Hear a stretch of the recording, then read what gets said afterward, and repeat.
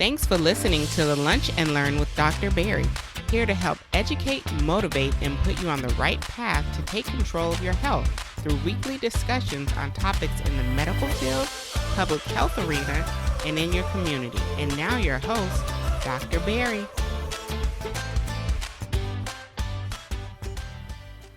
Welcome to another episode of the Lunch and Learn with Dr. Barry. I'm your host, Dr. Barry, Pierre, your favorite board-certified internist, founder of drbarrypierre.com, as well as the CEO of Pierre Medical Consulting, helping you empower yourself for better health with the #1 podcast for patient advocacy, affirmation, and education. This week, we're going to be talking about a very sombering topic, depending on when you listen to this episode, the most recent passing of Chadwick Boseman, who, is famously the lead role in Black Panther. We're going to be talking about colon cancer and, really the effects of African American health and really the importance of, prevention and screening and really just, getting yourselves looked over. So, again, not a very, hype episode, but I think definitely one where I think lessons need to be learned. And again, we'll talk a little bit about colon cancer, give a little historical information regarding really the importance of colon cancer and screening. So like always, remember to subscribe to the podcast, send this out to 5 friends, let them know of this amazing podcast and podcasting experience. This podcast is sponsored by the Lunch and Learn Community Merchandise Store, living out the motto, empower yourself for better health. At the store, you can get your favorite t-shirts, coffee mugs, even wristbands, and more. For a limited time, you can get 10% off your next purchase using the coupon code EMPOWER10. That's EMPOWER10, EMPOWER10. Just go to shop.drbarrypr.com to pick up your purchase and get 10% off today. And remember, 50% of your purchases will be donated to the 5-Star Scholarship Foundation, a nonprofit organization for high school students. What's going on, Lunch and Learn community? Dr. Barry here. So I wanted to kind of talk about what's been happening, of course, this past weekend, depending on when you're listening to this episode, the recent passing with Chadwick Boseman, as well as, most importantly, discussion on not only colon cancer, which we will talk about, especially in the African American community, but really just African American health in general, right? Like I really want, this discussion of today's podcast episode really just to discuss, the importance of focusing on health in the African American community and, why, something like this, right? Something like colon cancer really just kind of highlights, a discussion that we've had, unfortunately, time and time again when it comes to, disease and diagnosis and treatment in our community. So unless you're living under a rock, right, or unless, you're, catching this episode, much later than its release, this past weekend, Chadwick Boseman, who you may more likely have known him from his leading role in Black Panther, but he also portrayed, several African American figures such as Jackie Robinson, James Brown, Thurgood Marshall, and several leading role movies as well. But most importantly, I think the most popular, role that many have known from is his role in the Black Panther, as the Black Panther. And what hit me, right? I remember, getting the message from my wife that, passed away. And I was like, oh, okay, died from colon cancer. Like, wow, okay, that's sad. But it didn't really hit me, to the level of importance it was, right? So I really kind of slept on it. And I kind of thought about, what this kind of meant, right, to an entire community. In 2 different facets, right? So here you had, again, just a young man, right? He was 43 years old, passing away from colon cancer. And again, we're going to talk about what that means, right? To pass away from colon cancer at such a young age. But you had such a central figure in, our cinematic universe, right? Which is, Marvel. And most importantly, just kind of the, the role model that we tend to look for when we're looking at television. And it was gone. And once I kind of woke up once I slept on it and woke up that next morning, it really hit me on, what, unfortunately sometimes medicine does to you, right? It sometimes has this numbing effect where, death doesn't, take as much of a toll as it would a normal person. Which again, I think is something that you're trained to come accustomed to, right? Because it really is the reality, right? Again, some people, their reality when they go to work, yes, they may go to take care of patients, they may go to do a project, but their reality doesn't include someone not coming home.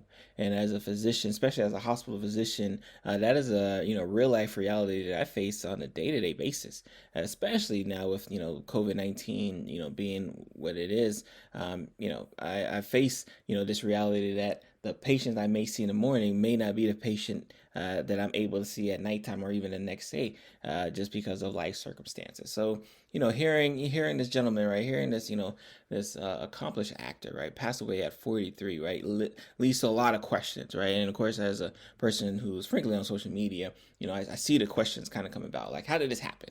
Right, like, because that's what you want to know, right? Like, how did it happen that someone who's 43 years old, ends up passing away from colon cancer? And you tend to get a lot more questions than answers, right, when we think about colon cancer, right? So, and again, and I'm gonna post a link to several of the past podcast episodes and even Empower Yourself for Better Health series episodes that I've done on colon cancer, so you can kind of get a good background on it. But for the most part, especially for the layman person, right, just to understand that colon cancer is a very slow growing disease process, right? It's one of the slowest growing diseases that's out there, right? And it's one of the reasons why we can tell people, like, hey, you know what, get your screening test done, whether it be a colonoscopy or some other test done, and come see us in 5 to 10 years, right? Because we understand that even if something were to start growing that next day, before it would become a problem, right, that's how long you had, right? So colon cancer, again, is the third most common diagnosed cancer in men and women, right? It's the third leading cause of death in both men and women, but unfortunately it's also one of the most preventable diseases in cancers out there, right? And I think that's what's so troubling about hearing kind of those two facts together, that not only is it the most the third most common, cancer, diagnosed cancer in men and women, but it's one of the most preventable ones out there, right? So it's one of those disease processes that if, we could go 100% on board in the prevention aspect of it, we will prevent a lot of deaths, right? And again, I'm not on here to say that, if we would have caught it early, we would have prevented Chadwick's death, right? That's not the point of this discussion. It's just so you guys can kind of get an understanding what that means, right? When you hear, someone passing away from colon cancer, right? Because then that's usually one of the more tougher things and discussions I tend to have with patients, right? Especially in the hospital setting, when they come in for, some vague abdominal complaints, and I have to tell them they not only do they have colon cancer, but it's severely advanced. So, Chadwick had, stage 3 when it was initially diagnosed, and by the time he passed away, it was stage 4. So, and at this age of, and he was diagnosed at the age of 39.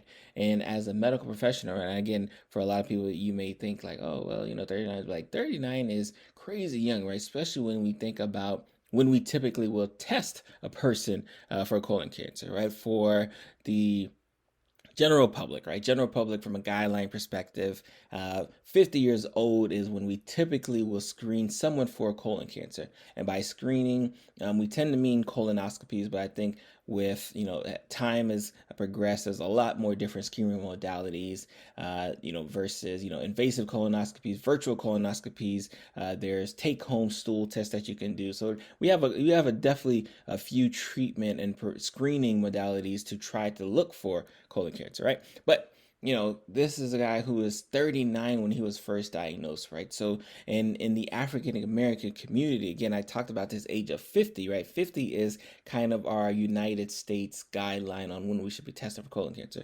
But the American College of Gastroenterology, those who, do the colonoscopies, they say, you know what, in our African American community, we probably should start a little bit earlier. And some people may be thinking like, well, why should we start early? Like, why is in the African American community are we having to start earlier than the general public? And really, that's because the disease processes that we tend to find, especially in most cancers, when these diseases like colon cancer are found in African Americans, they are typically found at a much later stage, and they're typically to the point where they don't serve, and because they're found at a later stage, they're not able to be treated with the same modalities that they would if they've been caught earlier. And the mortality rate, aka the death rate, is much higher in the African American communities for colon cancer, right? Which is why they moved up the timetable to 45. Now, and again, when I say 45 or even 50, this is a person who does not have any significant family history, any significant risk factors associated with a higher risk for colon cancer, right? So when we talk about these risk factors, which you'll hear, that's the person who has no family history, no risk factors whatsoever, doesn't smoke, isn't having abdominal pain, isn't having weight loss, isn't having a change in their bowel habits, and those are the people who can wait up to 50, or if you're African American, 45. But we know, again, we don't know Chadwick's history, and which is extremely important, right? And I'm going to talk about this later, about what we know or what we don't know, right? But we don't know his history, so we don't know if he had a significant family history. We don't know what the symptoms were. We don't know what caused him to even look for it at the age of 39. But fortunately, they did, right? And he was being treated for it. And apparently, just from our reports, again, like I said, nothing that I could see that was confirmed. He not only went through chemotherapy, but he also had some surgeries as well from the treatment of his colon cancer. So that leads me to believe, right, that again, this is a disease process that after 4 years of initial diagnosis, because of just the way the disease process works, and maybe even some complications, he ends up passing away. And again, the outcry was palpable, right? The outcry when you looked across social media, and you could just see people reposting his picture, and saying their words, and you're seeing pictures of kids in their Black Panther outfits, right? Like, it's such a touching moment, because I think a lot of times as we're going through life, and I talk about this before, as we're going through life, a lot of times we don't realize if we're having the impact that we're setting out to be, right? So clearly, in his short time here on this earth, he had such an amazing, profound impact that his name will definitely live on forever, right? Like, I've already I'm started to argue with my wife already about who will have to play Black Panther after him, right? Because it's going to be a huge role to fill. And again, I'm in the side that, of course, they're going to have someone else do Black Panther, because again, unfortunately, that the movie ideal of itself is so huge that the likelihood that they wouldn't do it because he's not there no more is extremely low. So of course they're going to have someone else do it. Who that someone else is, I'm not sure, but I know they have big shoes to fill, and but of course they'll be embraced, like we embrace Chadwick. So that kind of moves on to, right, just this understanding of health really in the African American community. And again, I've talked about this before. I had Dr. Nicole on when we talked about the what COVID-19 was doing in the African American community. But really, this is just just the aspect of why we really need to focus on the African American community, especially when it comes to healthcare and just healthy living and healthy choices.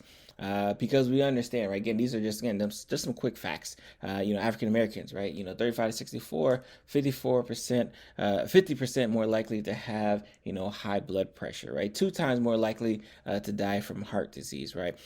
Much more likely, especially in different age groups, right, to have high blood pressure, diabetes, strokes. They're more likely to die at an early age from all causes, just in general. So it doesn't even matter what the cause is. When you break it down by age bracket, they are much more likely to die from that, right? Again, heart disease, cancer, stroke, is our top 3.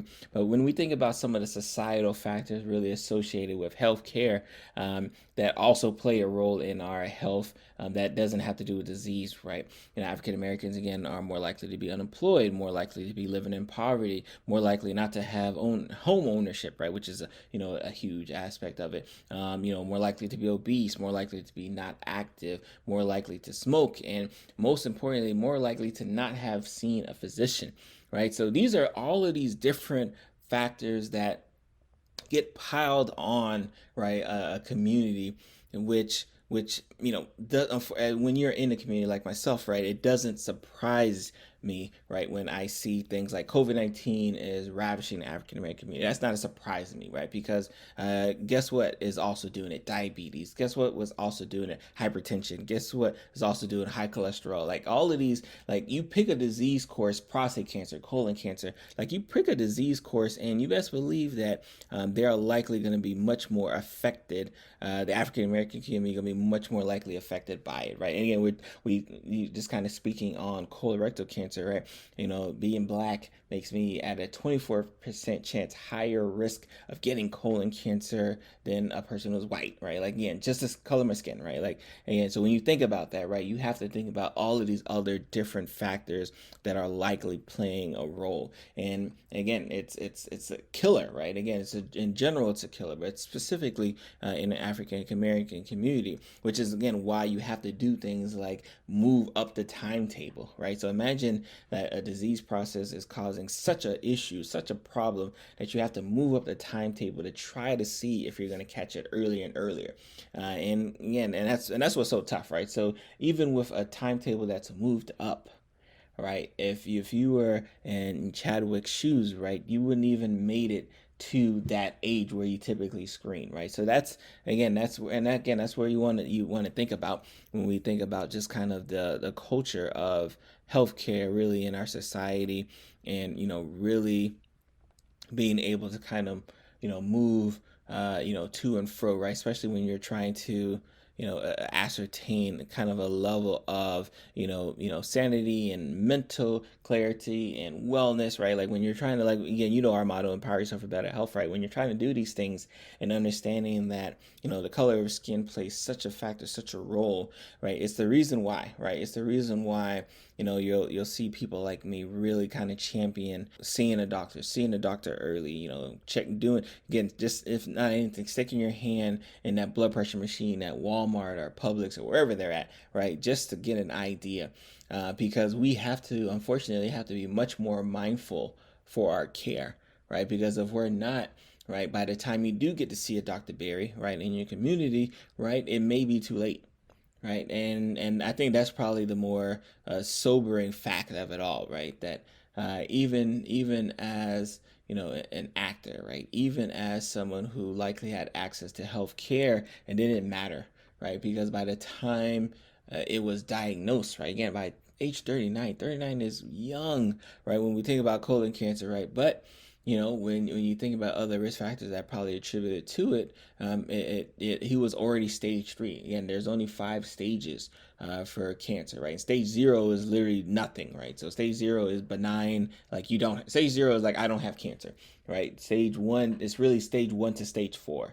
So, by the time he passed away, he was already up to stage 4, right? So which means it was already a cancer that not only kind of started in the colon, but was spread out everywhere. Wherever it is, I don't know, right? But like, that's the idea, right? I want you to, especially when you hear these terms, stage 3, stage 4, like that's what you have to think about. Like, this is a cancer that did not stay in its location where just doing surgery would have been enough. But here you have this phenomenal person who, while dealing with this disease, was still able to go to work, right, and perform at his highest level. And I think what was so telling, right, when you're seeing, a lot of the social media reaction, right, is when you're looking at the reaction from, his fellow actors, right, and actresses and directors and producers who were absolutely shocked and devastated, right, like this happened, right, like to the point where like he had to be so private, right, with his disease process, right? He had to be so private with his treatments, right? He had to be so private with the ups and the downs of, receiving care for cancer, right? That people around him, people doing movies with him, didn't even realize it was happening. And that's where I commend him for that, right? Because again, as a physician, right, you're sometimes in this predicament where you're typically having to really deliver bad news, right, and try to get that more like that emotional conveyance that like, yes, I'm giving you this bad news, but I'm here for you.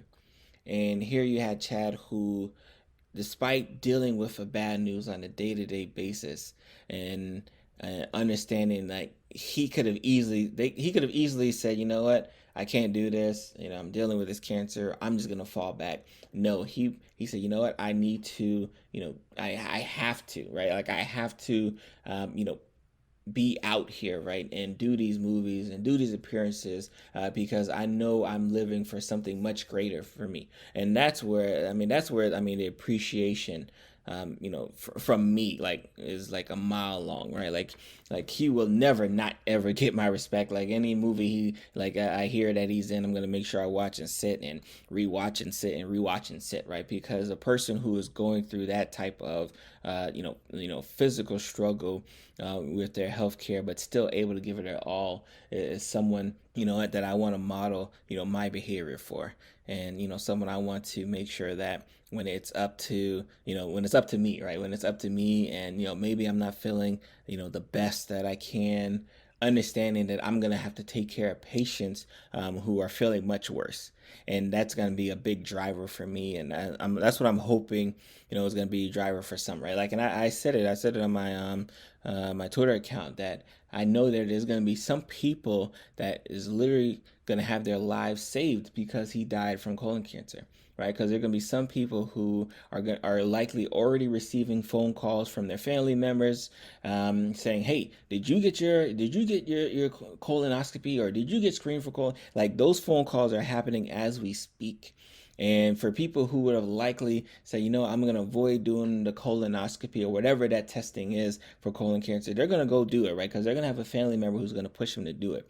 So for that's a legacy that, Chadwick's going to have to, that is going to be placed upon him, right? Like, he is going to save a lot of lives, right? Because now that, this disease process, like many, right, is going to be on the front page, right, especially for a while.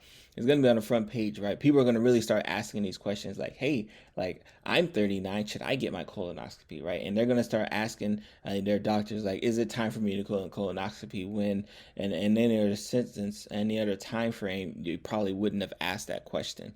So I appreciate Chadwick for that, and I appreciate, all he's done for us, especially with his portrayal in these movies, and being able to see someone, who looks like me and who could be a superhero, who could be, baseball player, who could be like all these things that he's done, right? Like, is so appreciative that, it's a void that is going to be tough to fill.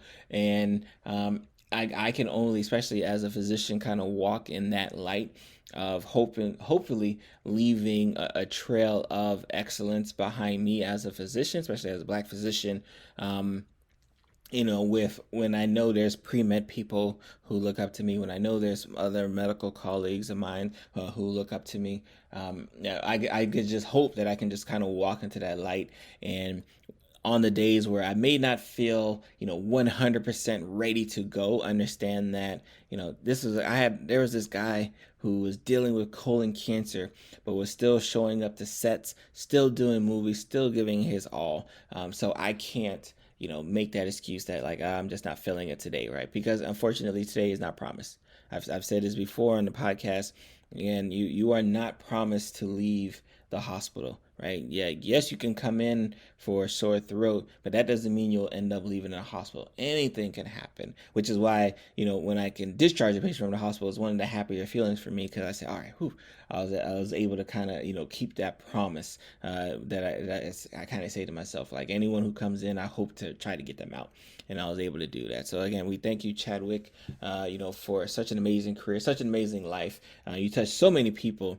And, as an African American male, understand, especially in healthcare as a physician, understanding, again, this is just a wake up call that I hope we all heed and understand that, it could have been prostate cancer, right? It could have been lung cancer, right? It could have been a stroke. It could have been anything, right? Because when we think about, healthcare, we understand that, unfortunately, in this country, it's subpar, right? In general, right? Healthcare in this country is subpar in general.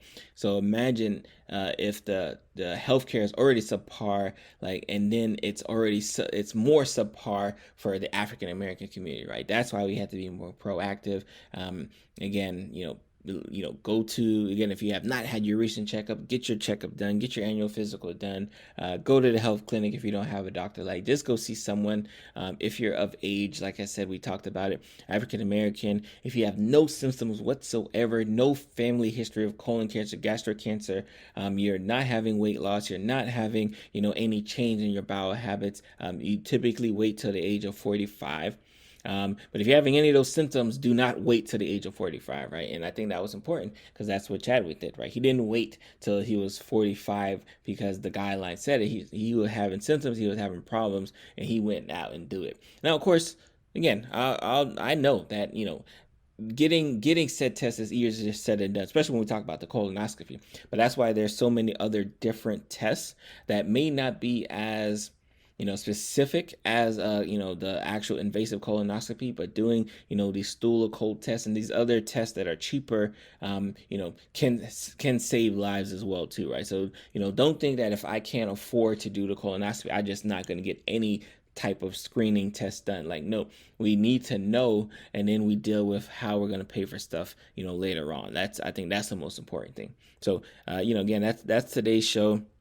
Like I said, I wish it could have been more upbeat. Next week I have Dr. Stephen Noble on. We're going to be talking about the importance of healthcare and in the Black community, because again, that's what I'm all about. I love it, and just really going to talk about him as well too, because he's very interesting, phenomenal physician, cardiothoracic surgeon himself. So we'll get back to our guests next week, but I just wanted to really touch base and come talk to you guys about the passing weekend, because again, I'd be remiss not to talk about it, right? Like, I'd be remiss not to say, like, oh guys, here comes colon cancer again. So, and again, I will leave links in my show notes for all of the past blog post and video, because I was looking to see, like, I know I've talked about colon cancer before, and I talk about it a lot. And so I've got blog posts, I've got videos, I've got older podcasts that talked about the importance of colon cancer screening. So check for that in the show notes. You guys have a great